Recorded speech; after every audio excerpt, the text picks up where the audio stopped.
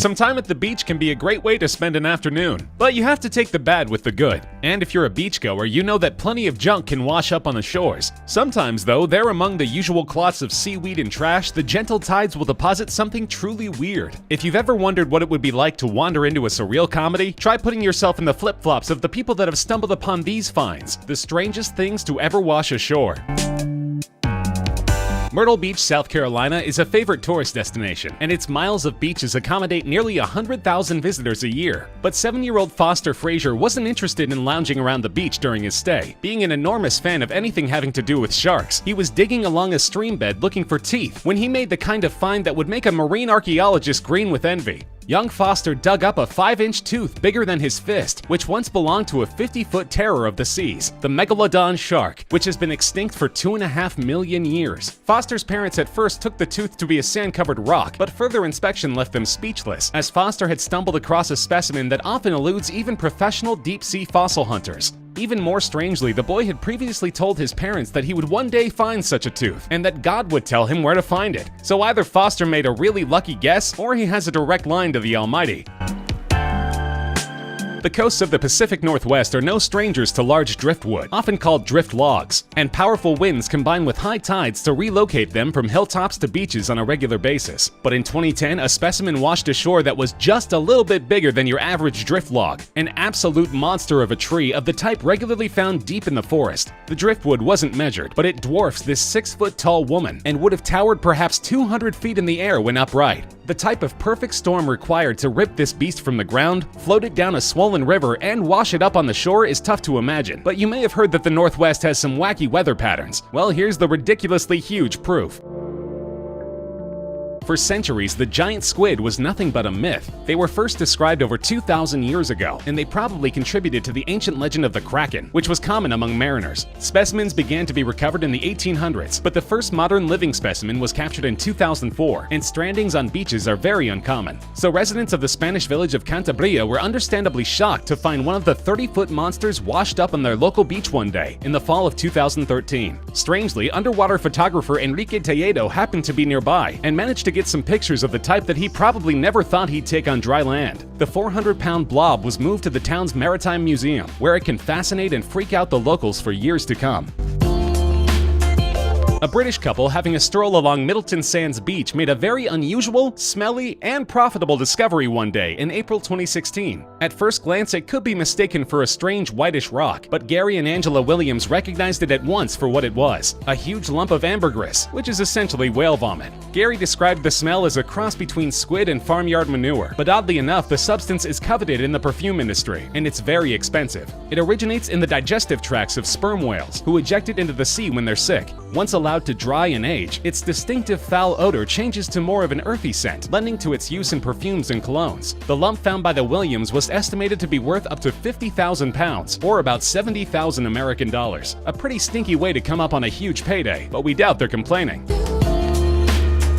Kelly Gravel of Wales says her family was fascinated by the object that washed up during their visit to the beach in 2015. The large round metal ball was covered top to bottom in barnacles, and they took it to be a buoy, of the kind that washes up in the area with some frequency. They took pictures of their kids playing around with the thing, posted a few shots to social media, and forgot about it, until a friend alerted them to a Facebook post explaining what it really was. Pembroke County Park had posted to its official account that the buoy was actually a United States military mine, a World War II-era explosive which could very well still be active. The news came as a complete shock to the Gravel family, whose children had literally been playing with a bomb, and they went to watch when the mine was detonated in a controlled explosion by the local bomb squad. It certainly could have turned out a lot worse, especially considering the fact that the authorities didn't discover and identify the object until 5 days after the Gravel's discovery.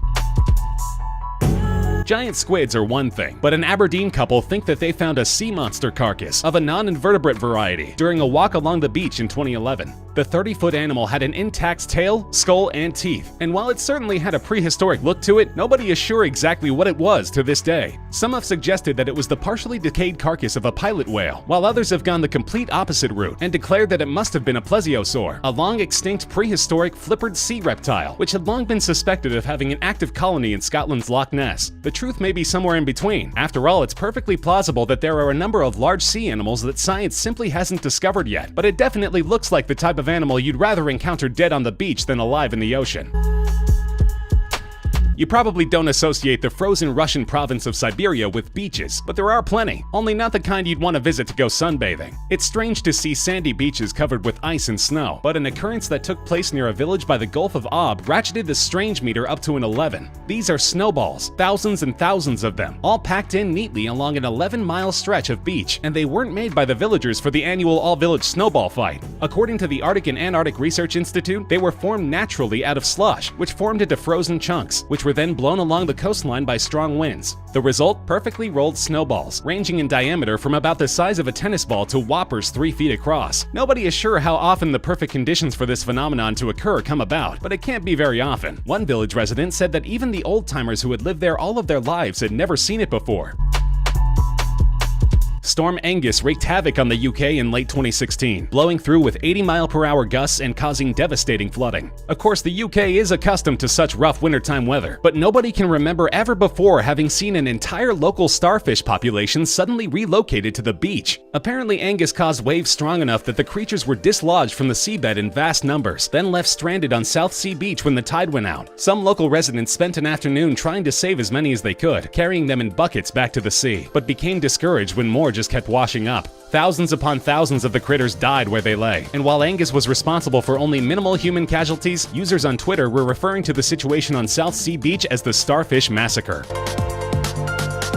In the English town of Norfolk in early 2017, officials made an equally alarming and slightly more illegal discovery. On 2 separate beaches within a short distance of each other, an absolutely absurd amount of pure, uncut cocaine washed ashore in several unassuming-looking duffel bags. The first stash was discovered by an anonymous member of the public who notified authorities, and the cops recovered the second shortly thereafter. All in all, the haul amounted to a staggering 360 kilos, with an estimated street value of 50 million pounds, or roughly 70 million American dollars. It's likely to have been ditched by air or seafaring smugglers, and while officials have been unable to determine where it came from or who it was intended for, one helpfully remarked that the public beach was probably not its intended destination.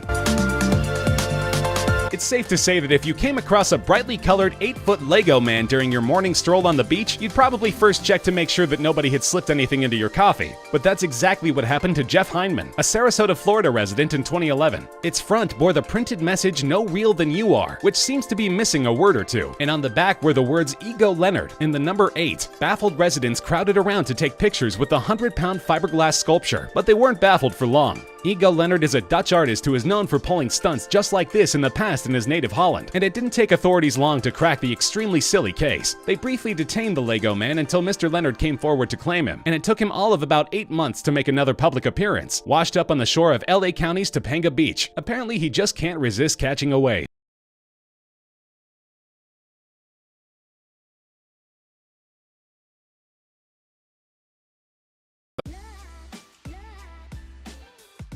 Although video games have had a prominent rise since the mid-20th century, games in some form or another have been around for thousands and thousands of years, with the earliest known game of Senet depicted through hieroglyphs and paintings back to the year 3000 BC, and the oldest boards themselves discovered going back over 3,500 years. Games are at their very core designed to give fun and enjoyment to all players involved. However, in many games, there can only be one winner, and the game is, of course, more fun for the winner than the loser by default. That's why today we're here to talk to you about 10 secrets you should know to win at common games.